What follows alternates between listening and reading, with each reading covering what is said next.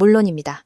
원본 이야기의 모든 세부 사항과 핵심 내용을 유지하면서 등장인물, 배경, 사회 및 문화적 요소를 한국적으로 각색한 완전한 버전은 다음과 같습니다.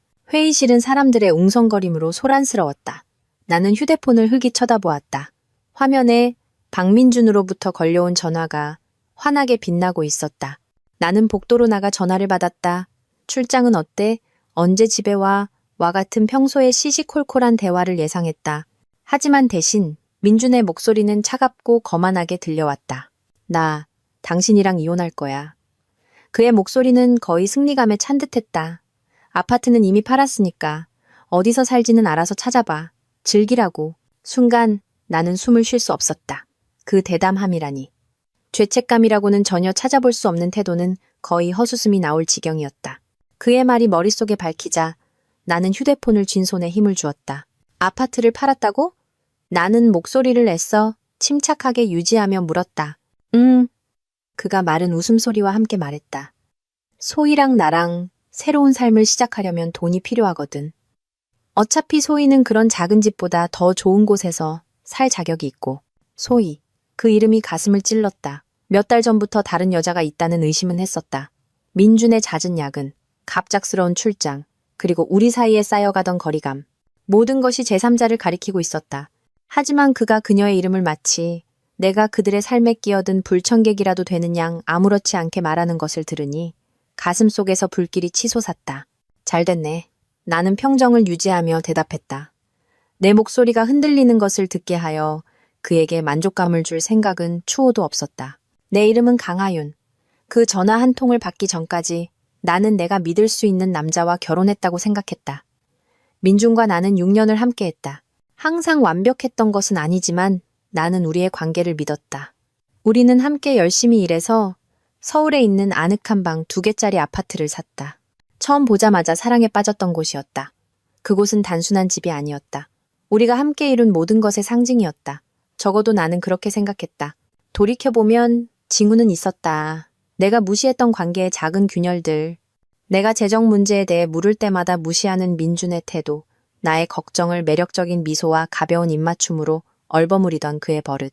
나는 항상 그의 자신감이 자기가 하는 일을 잘 알고 있기 때문이라고 생각했다. 이제야 깨달았다. 그 자신감은 나를 조종할 수 있다는 사실을 알고 있었기 때문이었다. 그날의 나머지 시간은 정신없이 지나갔다. 나는 고객 미팅에 참석해 적절한 순간에 고개를 끄덕이면서도 머릿속은 온통 복잡한 생각으로 가득했다. 민주는 자기가 이겼다고 생각했다. 내 발밑을 송두리째 빼앗고 내가 그토록 애써 마련한 집을 팔아치운 뒤 멀쩡히 떠날 수 있다고 생각했다. 하지만 그가 모르는 결정적인 사실이 하나 있었다. 아파트 명의는 몇 달 전부터 내 단독 명의로 되어 있었다. 올해 초 주택담보대출을 갈아타면서 이전해둔 것이었다. 더 낮은 이자율을 받을 수 있다는 말에 민주는 별 생각 없이 동의했다. 그는 세부 사항을 묻거나 서명하는 서류를 읽어보려는 노력조차 하지 않았다. 그의 부주의함이 그의 발목을 잡게 될 것이었다. 그날 저녁 호텔방으로 돌아왔을 때 내 충격은 결의로 바뀌어 있었다. 울거나 애원하지 않을 것이다. 민준이 싸움을 원한다면 좋다. 하지만 이 싸움은 내가 이길 것이다. 내가 가장 먼저 전화한 곳은 내 변호사이자 오랜 친구인 김수진에게였다. 나는 맥박이 빠르게 뛰는 와중에도 차분한 목소리로 상황을 아주 상세하게 설명했다. 그가 아파트를 팔았다고? 수진이 믿을 수 없다는 듯 되물었다. 당신 동의 없이는 그럴 수 없다는 걸 정말 모르는 거야? 그런 것 같아. 내 목소리에 약간의 재미있다는 기색이 섞였다. 그는 벌써 그 돈으로 소희라는 여자랑 새 삶을 꾸릴 생각에 부풀어 있어. 수진은 마른 웃음을 터뜨렸다. 그는 된통당하게 될 거야. 그 매매는 무효야. 당신이 단독 소유자라는 걸 증명할 수 있고, 만약 그가 매수자에게서 돈을 조금이라도 받았다면 그는 사기죄로 걸리게 될 거야. 사기라는 단어는 나에게 짜릿한 만족감을 안겨주었다. 우리가 뭘 해야 해? 내가 물었다. 첫째, 매수자에게 이 매매가 법적으로 유효하지 않다는 걸 통보할 거야. 수진이 말했다. 그런 다음 민준에게 그의 행동이 초래할 결과를 명시한 내용 증명을 보낼 거야. 만약 그가 더 바보 같은 짓을 하려고 하면 법정으로 끌고 갈 거고. 전화를 끊었을 때 이상한 평온함이 나를 감쌌다. 민준은 자기가 나를 속였다고, 나를 무력하고 허둥지둥하게 만들었다고 생각했다. 하지만 실제로는 그는 스스로를 궁극적인 굴욕으로 몰아넣은 것뿐이었다. 출장의 남은 기간 동안 나는 일에 집중했다. 감정을 억누르고 내 에너지를 눈앞의 과제에 쏟아부었다. 배신감은 아팠지만 내 삶을 되찾고 민준의 거만한 표정이 무너져 내리는 것을 볼 것이라는 전망은 몇 달 동안 느껴보지 못했던 목적의식을 주었다. 집으로 돌아가는 비행기에 올랐을 때 나는 준비가 되어 있었다. 민준을 마주할 준비, 그의 거짓말을 해체할 준비, 그리고 그 없이 새로운 장을 시작할 준비. 이건 단순히 이기는 것의 문제가 아니었다. 통제권을 되찾는 것이었다. 집으로 돌아오는 비행기 안에서 나는 모든 것이 어떻게 틀어졌는지 몇 시간 동안 생각했다. 민준의 오만함은 경이로울 정도였다.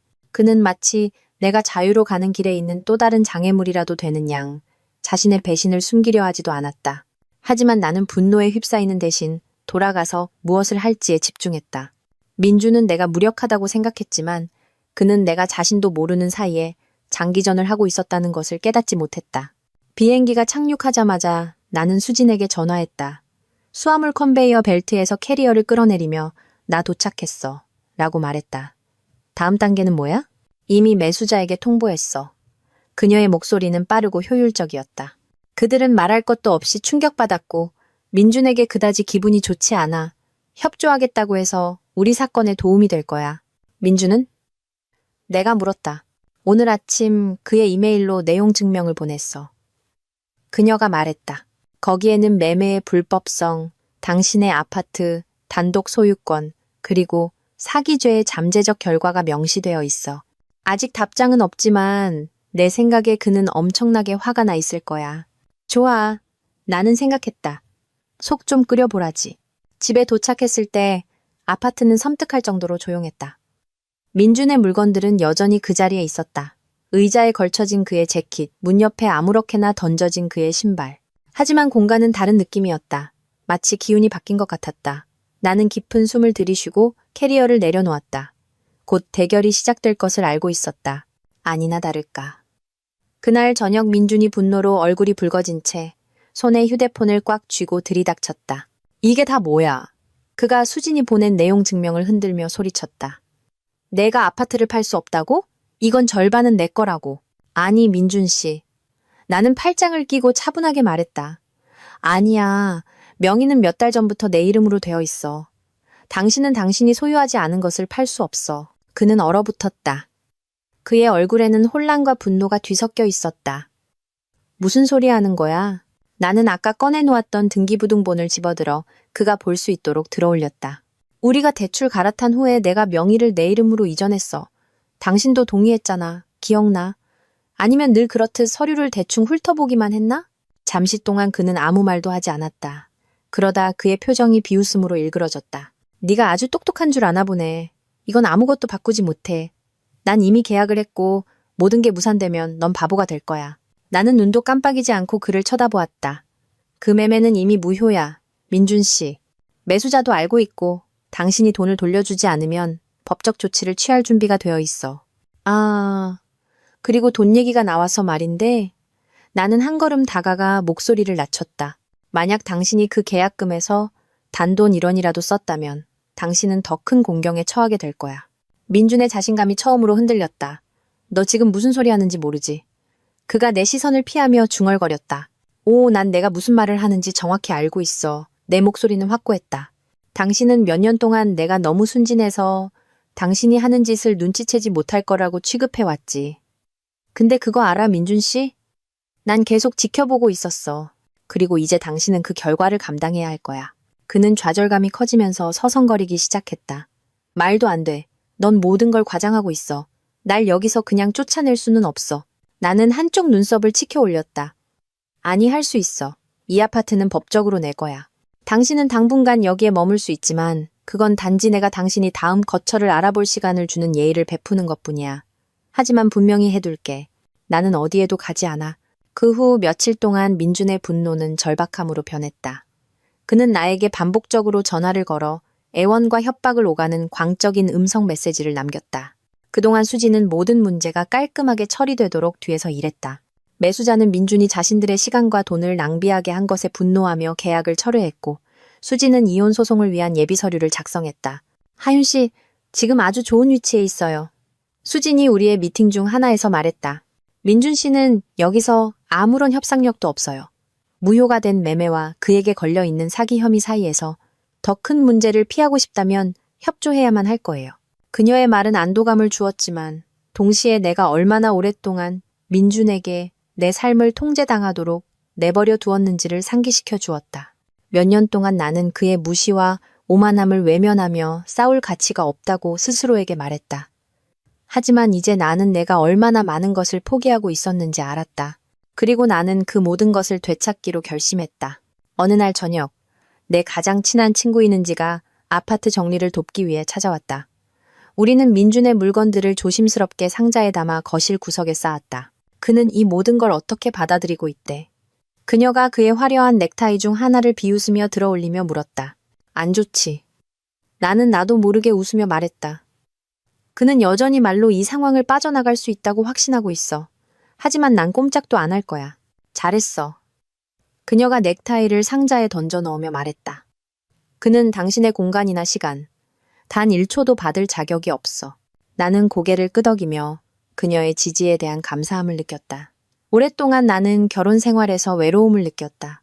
민준이 모든 공을 가로채는 동안 감정적, 재정적 부담을 혼자 짊어지고 있었다. 하지만 이제 내 편이 되어주는 사람들이 있었다. 그리고 그것이 모든 것을 바꾸었다. 내 계획의 마지막 조각은 민준이 소희를 아파트로 데려온 날 맞춰졌다. 내가 식탁에 앉아 서류를 검토하고 있을 때 그들은 마치 자기 집인 양 들어왔다. 소희는 민준의 팔짱을 낀 채 거만한 미소를 지으며 주위를 둘러보았다. 여기가 우리가 머물 곳이구나. 그녀의 목소리에는 자격 있다는 듯한 태도가 뚝뚝 묻어났다. 나는 일어섰다.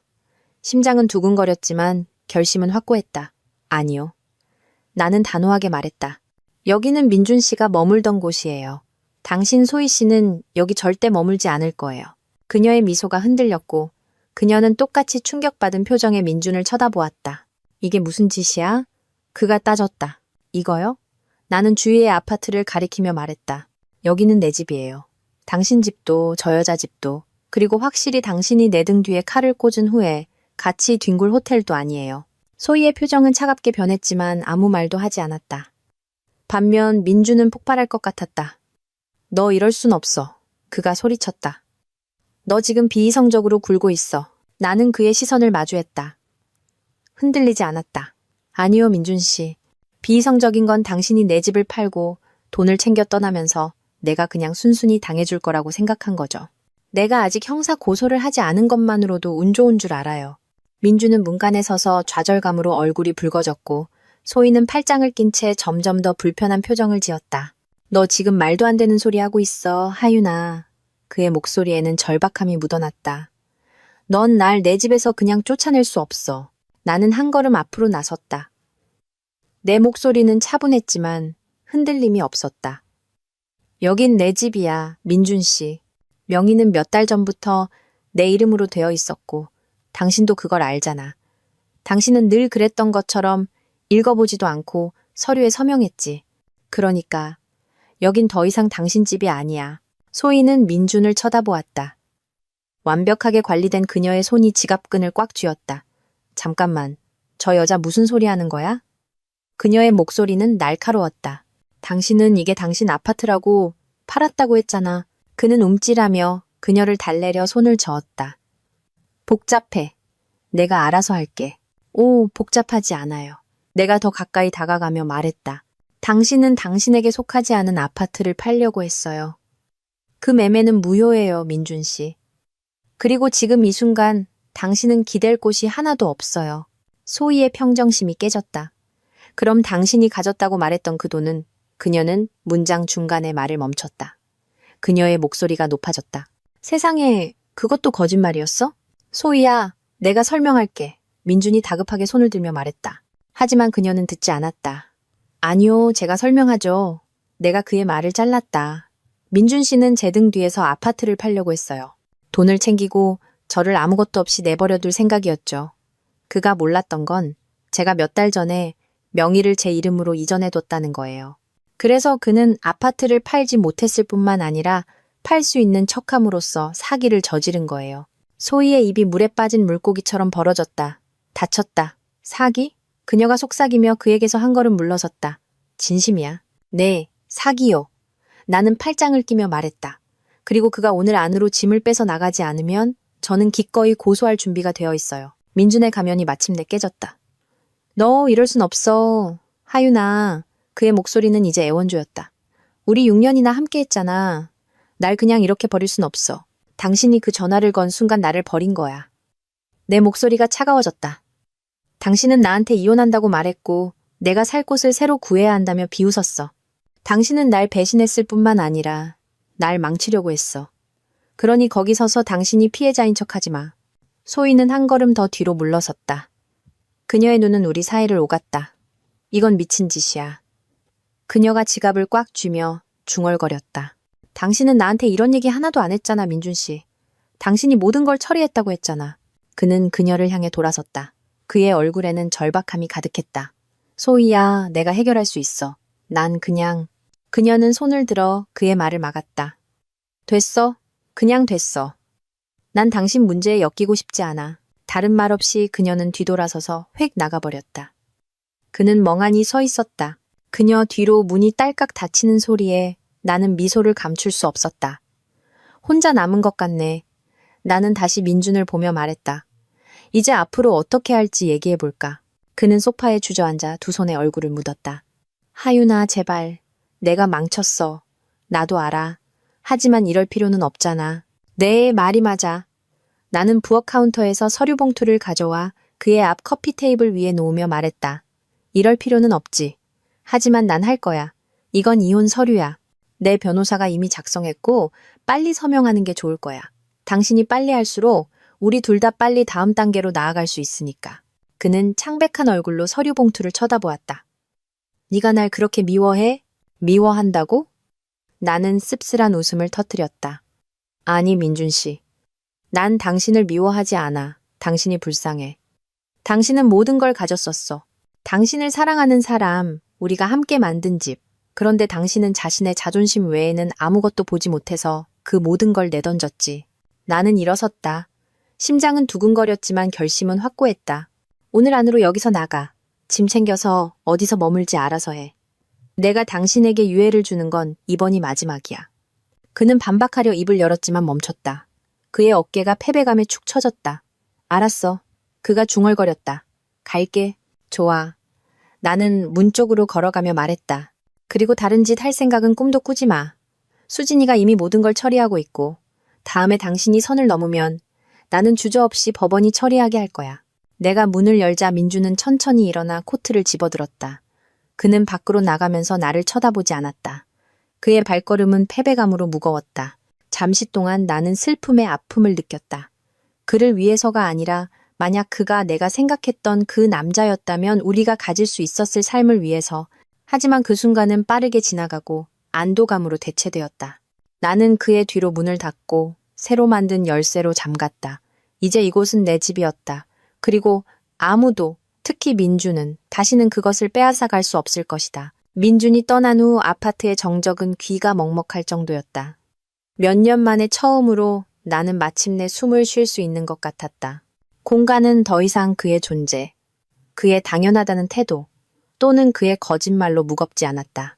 그곳에는 오직 나, 내가 지은 집, 그리고 내가 이겼다는 조용한 깨달음만이 있었다. 그 자신에 대항해서뿐만 아니라 나 자신을 위해 일어서는 것에 대해 내가 가졌던 모든 의심에 대항해서 나는 거실 한가운데 서서 그의 물건들이 있던 빈자리를 바라보았다. 그의 거대한 게이밍 의자, 벽을 어지럽히던 액자에 담긴 유니폼들, 그리고 그가 고집해서 두었던 촌스러운 커피 테이블이 모두 사라졌다. 아파트는 더 깨끗하고 밝아 보였다. 마치 다시 내 것이 된 것 같았다.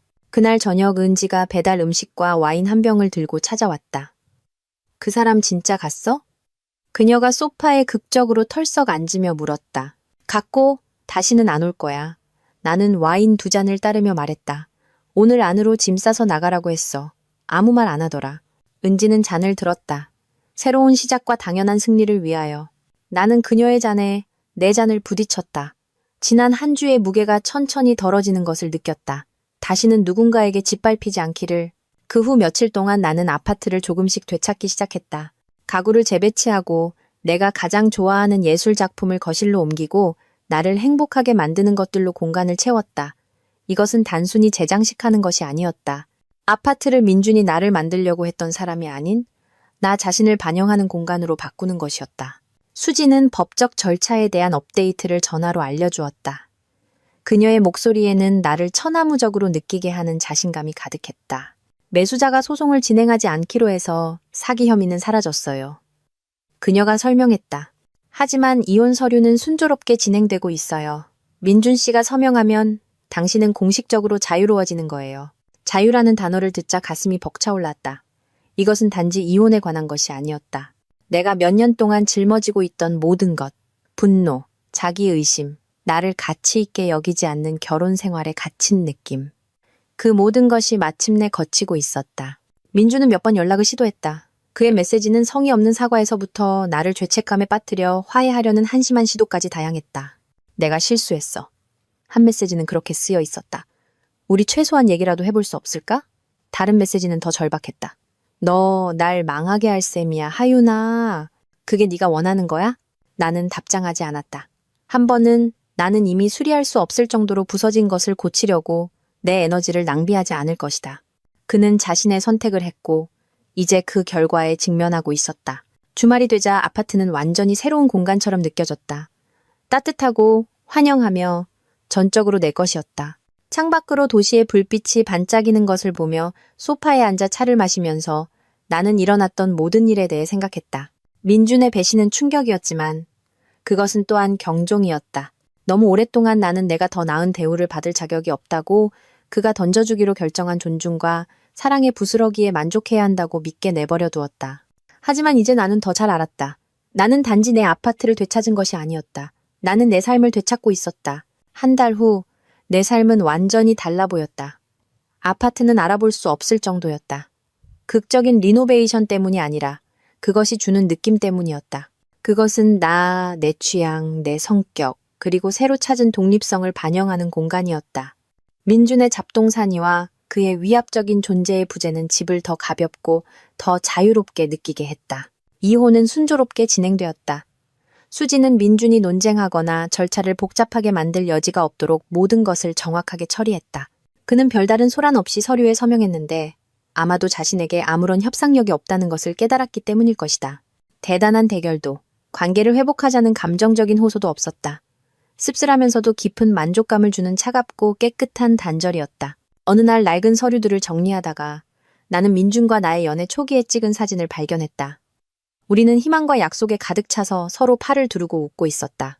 나는 잠시 그 사진을 쳐다보며 추억에 잠겼다.